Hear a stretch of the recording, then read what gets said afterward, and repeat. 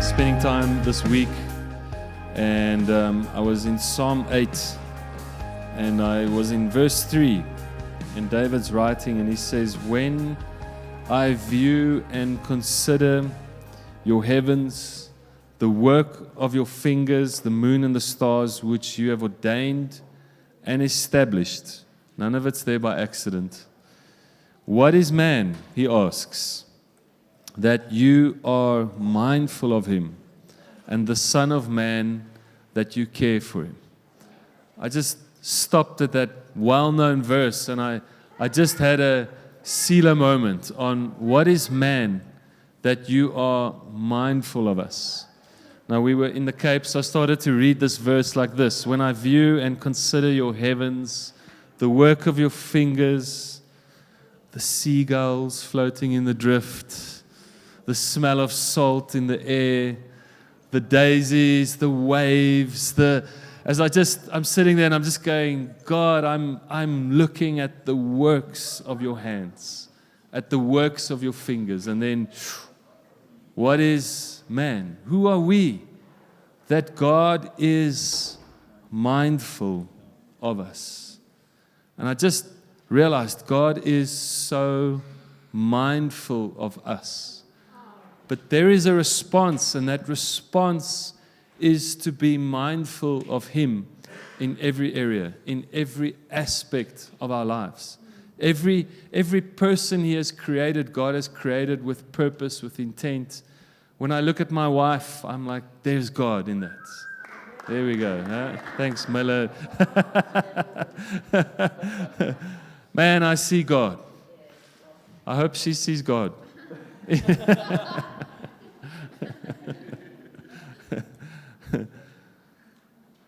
When we're not mindful of God, we stop seeing His creation as His, and we stop seeing God in things.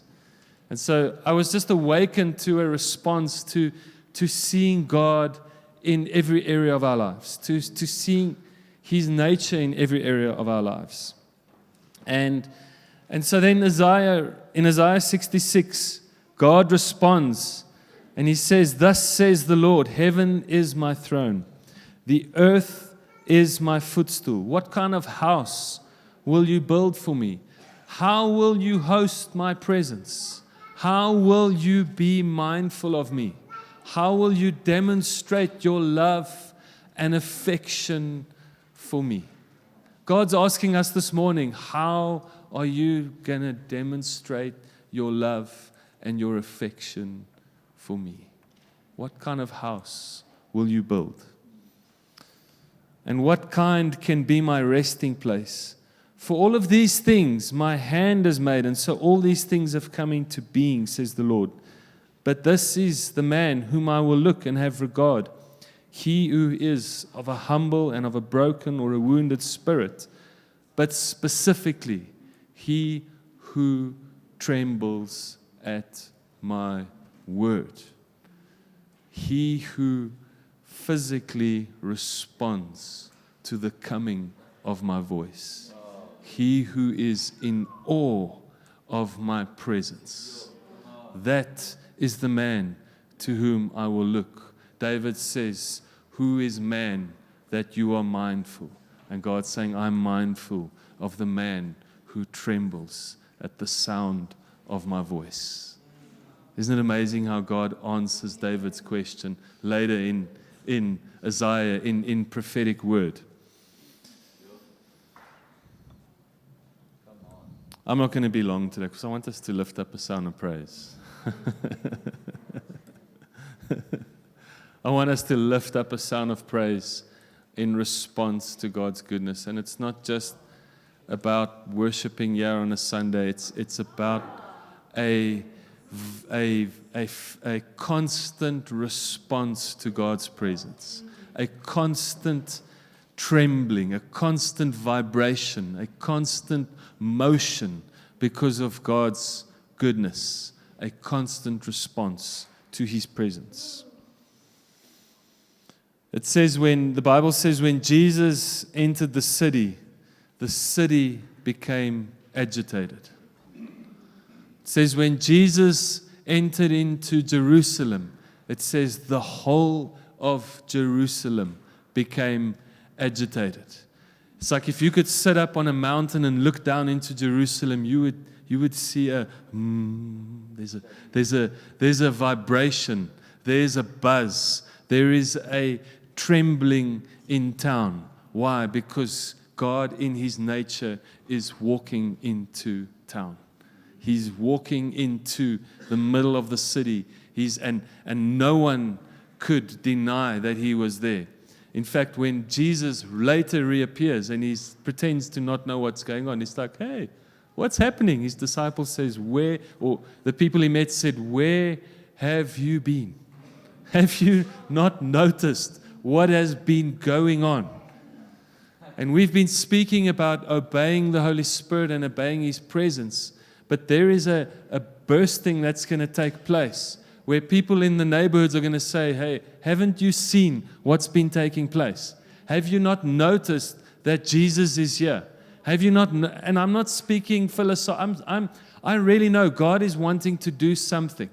And it's time that we start expecting the real and physical and tangent presence of God in our lives and responding with a worthy response, a worthiness, a physical response to God's goodness. God is not philosophical. He is real. And He's here with us.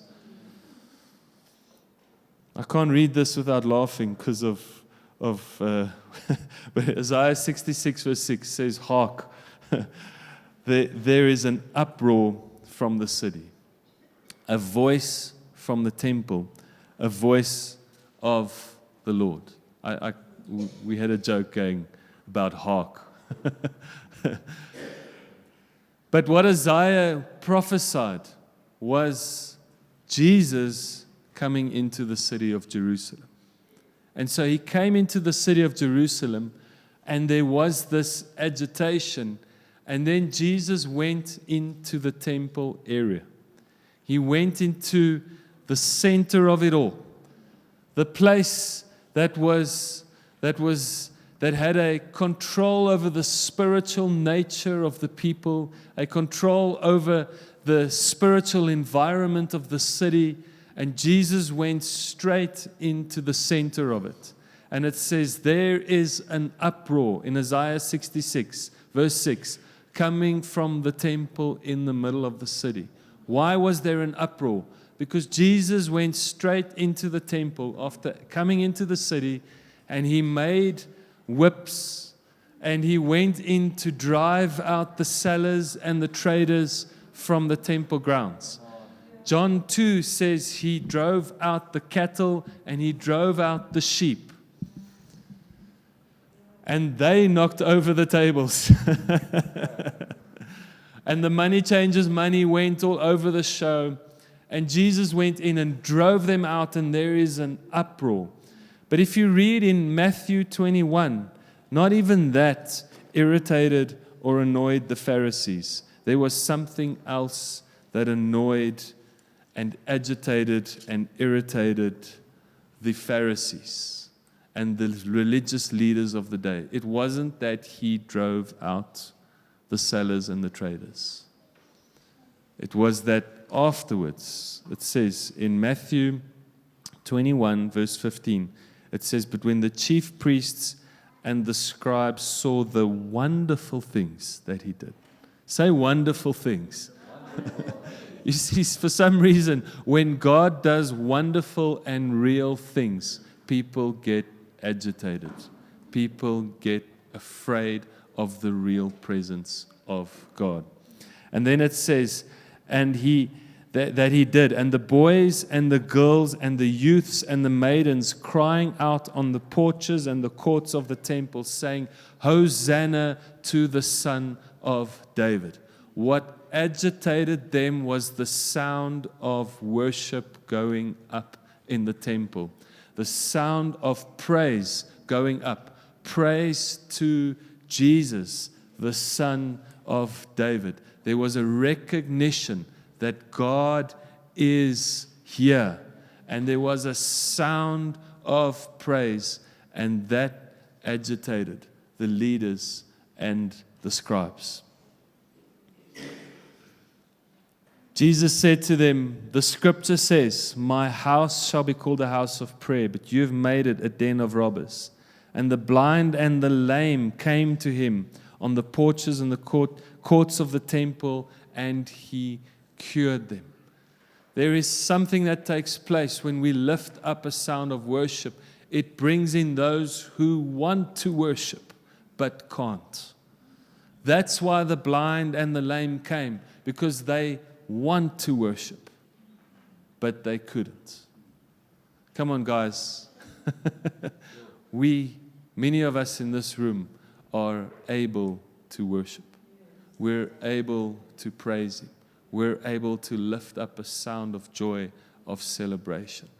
And when that sound goes up, the people come in because they're looking for freedom. They're looking for joy. They're looking for, they just want to respond and worship. It's not about what we get in return. It's about our sound of praise. It's about our sound of joy.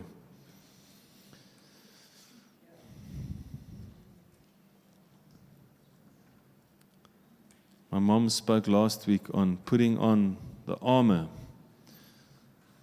And I said to her as she was telling me about it that I like to preload myself. I like to pay prepaid. How many of you have prepaid electricity? Anyone in the room? Okay. So what happens is we've got to start expecting He's coming. We've got to start expecting His presence. And so we preload ourselves with expectation. We preload ourselves with joy. We preload ourselves. We put on garments of praise. Okay, that's what we do. So we're expecting Him to come. And Psalms 149 verse 6 says, let the high praises of God be in their throats. And Justin didn't know I was going to share this. And the two-edged sword in their hands. Okay. Let the high praises of God be where? In your throat. Okay.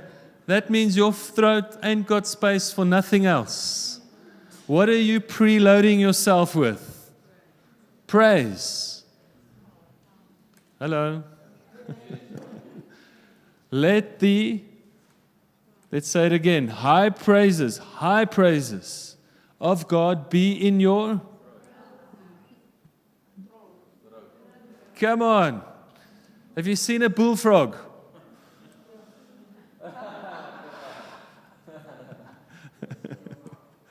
Come on, I'm not even going to imitate it. I'm just going to, before. Come on, he expands. God gave him a huge throat.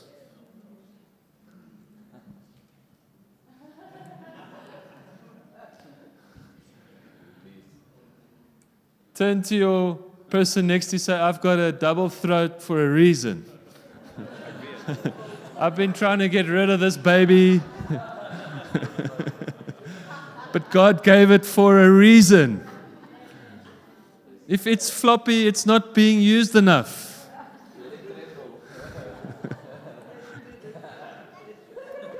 Okay, there's a where is God's high praises sitting? Can you see it? And a double-edged sword. And a two-edged sword in their hands. Why? To wreak vengeance upon the nations and chastisement upon the people. Someone say that is the gospel.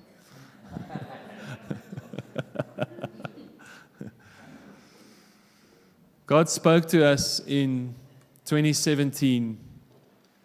He said, this church has to lift up the sound of praise.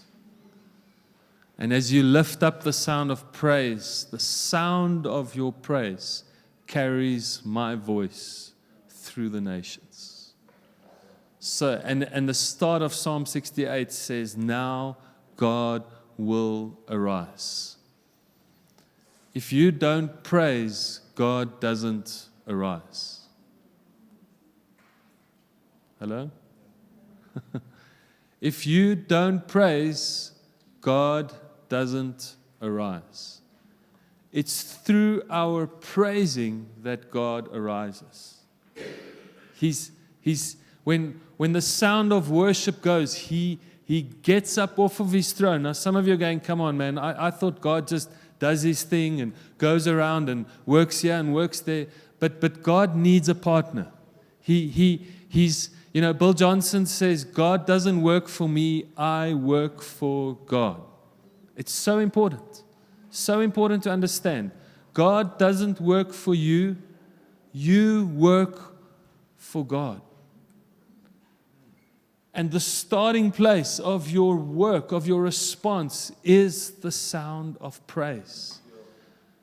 Come on, His voice is carried on the sound of His people. And so we've got to start taking up that voice, and it's about lifting up a sound of praise. It's saying, God, I'm going to worship you, I'm going to praise you, I'm going to sing a loud song. I'm going to just let praise erupt out of my heart, out of my body, out of my mind. I'm just going to quack.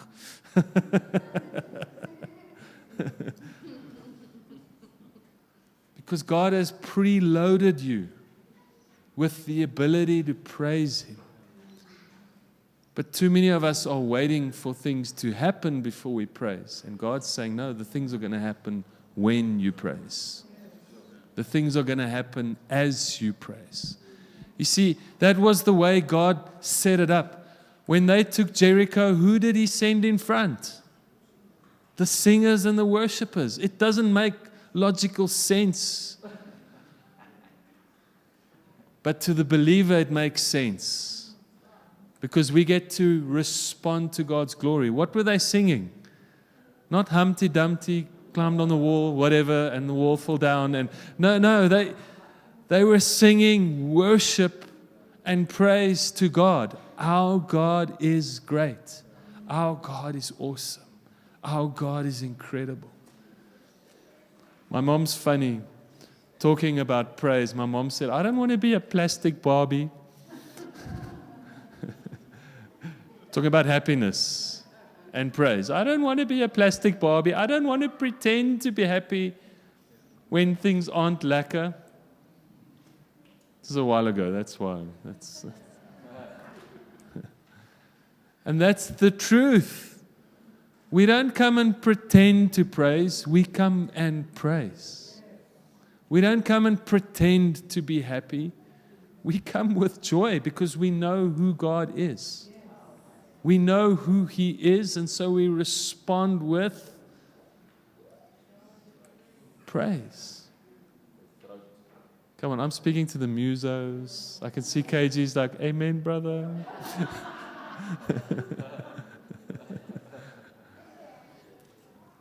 But we've got to lift up a sound of praise. I'm going to do it again. Can I just see in the room? If you're visiting for the first time, then you get to experience. But here it is. Can I see how many people in the room are singers? Can you put up your hand? Okay, you see, these people know what I'm talking about. The new people aren't putting up their hands. All right, so let me help you. I didn't ask how many of you are good singers. Okay, I asked how many of you are singers. Can I just see? Put up your hand. Here we go. Now we've got everyone in the room participating. And guess what? God says, lift up your hands. Okay, so everyone lifted up your hands in praise.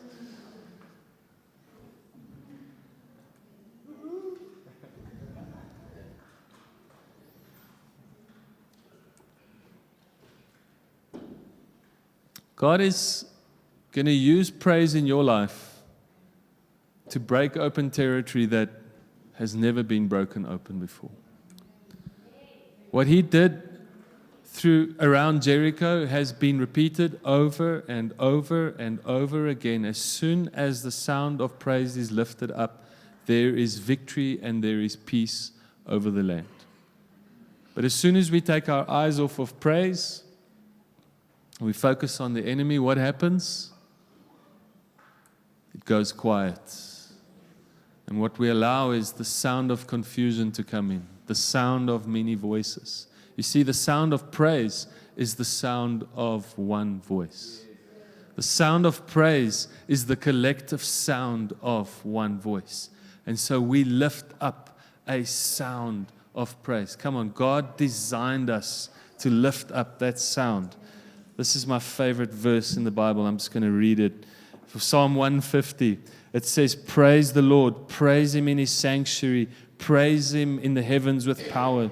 Praise Him for His mighty acts. Praise Him according to the abundance of His goodness. Anyone believe that God is abundantly good? Yes. Praise Him with the trumpet. Praise Him with the lute and the harp. A loop is a lute and a harp combined. Okay. Praise Him with a tambourine. Dance. Praise Him with stringed and wind instruments. Praise Him with resounding cymbals. Lovey? Praise Him with loud clashing cymbals. When we do band practice and I just start touching, Bernadine's like, shh. We need to think on stage. Come on, God's saying, praise Him with a loud sound. Now we have to have constructive band practice. I'm with it. But come on, my DNA, who I'm made to make sound through cymbals, through rhythm, through shh. Come on, we're going to make the sound louder in the room. I saw a church where they have a little fishbowl at the door with earplugs. This church is going to make a noise and we don't care. There's some orange plugs at the back.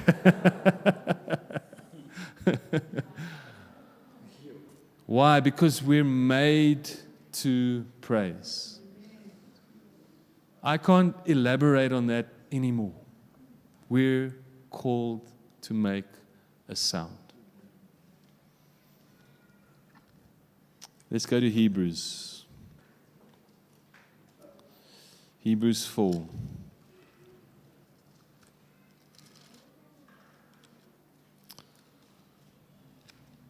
I hear some kids and just reminded of what it sounds like to have a house full of laughter. God says, may we be like children. May we come and lift up just the sound. Hebrews 4, verse 12. For the word, this is, Justin quoted it as well. Justin is stealing all my thunder. It's all right. For the word that God speaks, it is in my notes.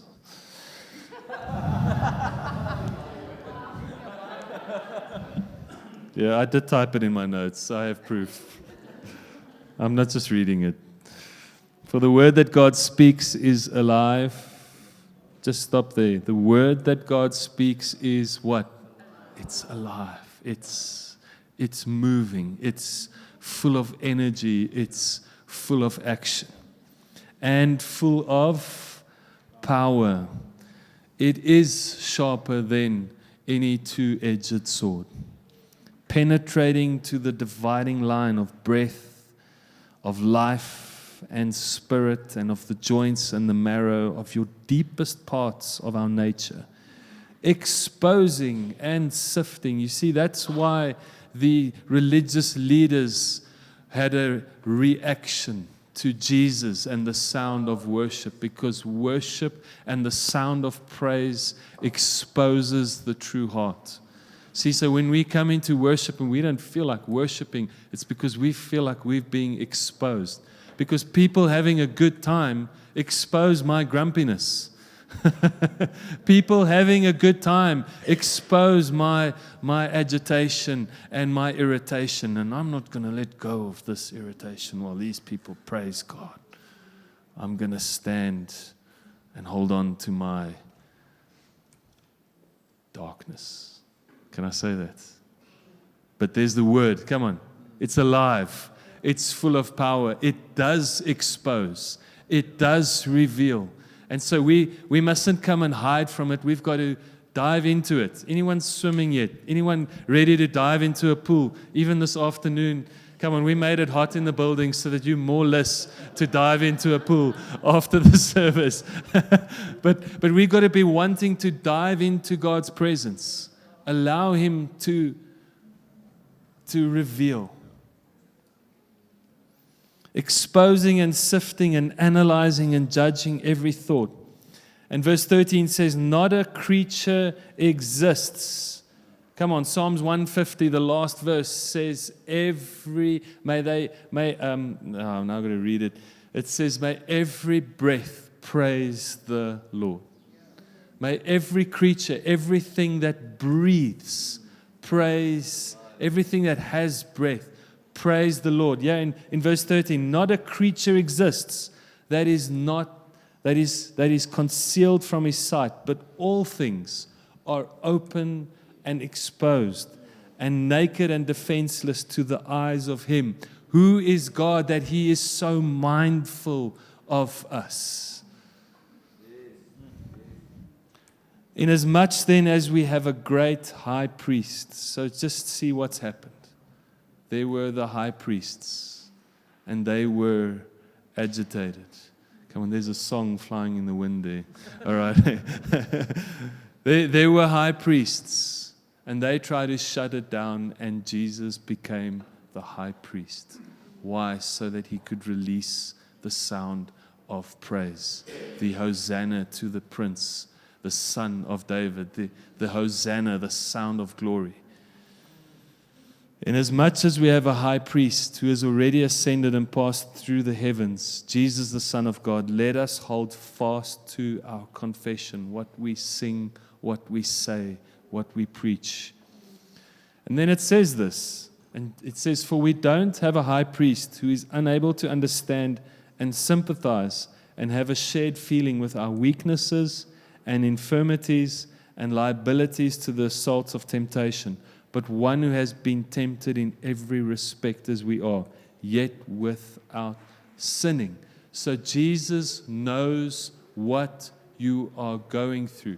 He's not calling you to praise and does not sympathize with you, but He invites you into praise, and you get to taste and see that God is good, and you get to taste and feel His kingdom. And then Bernadine was sharing, let us be confident. And the next verse says, let us boldly and fearlessly and confidently draw near to His throne of grace, that we may receive mercy and find grace and help in a good time for every need. But the only way we draw near boldly is through the sound of praise.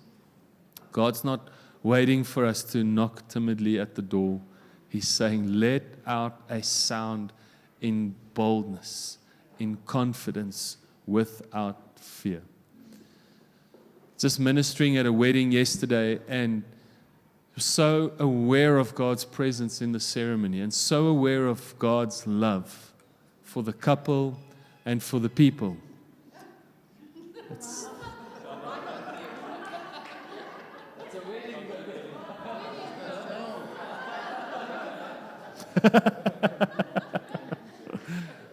As I was saying, you can't keep it in.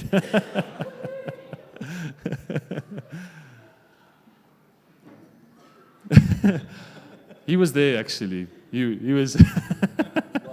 That's actually what he was saying. I was there.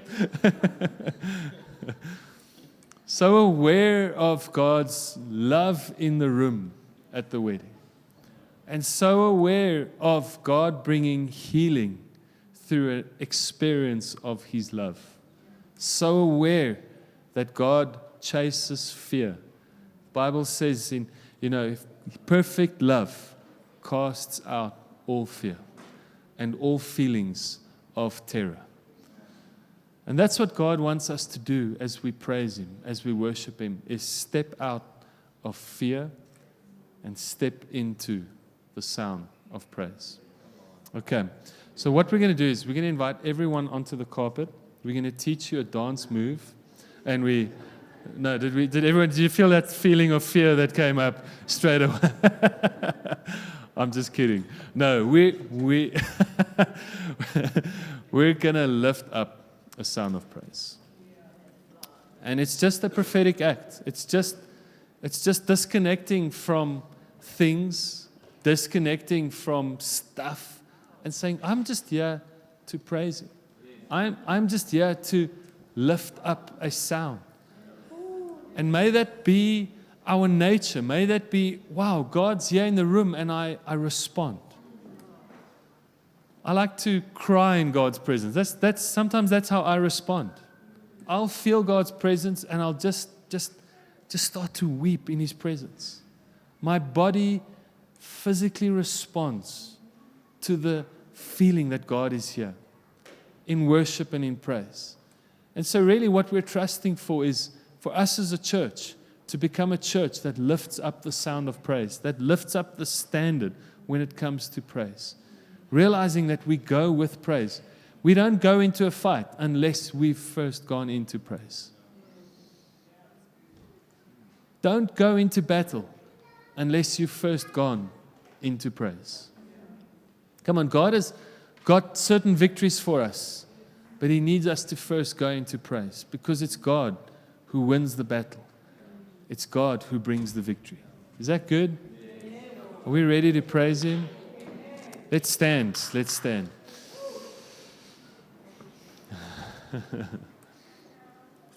Father, we thank You for Your presence. We thank You that You are in this room, and we have come to worship You. We've come together. And Father, I ask that You will stir a desire in our hearts to praise You day and night. That You would wake us up in our sleep with a song. That You would just wake us up with a sense that You're in the room and You're with us.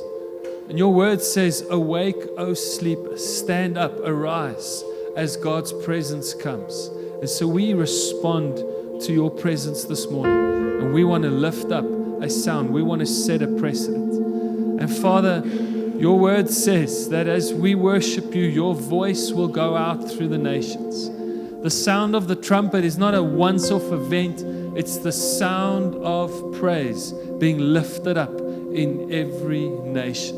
And so, Father, we declare that the sound of praise will be lifted up in this nation, in our homes, in this community. But, Father, that we will see the effects of Your word going out through the airwaves, through the clouds, through the air. Just imagine His voice going out as we lift up a sound of praise. He goes ahead of us. And so we worship You and we praise You this morning. In Jesus' name, amen.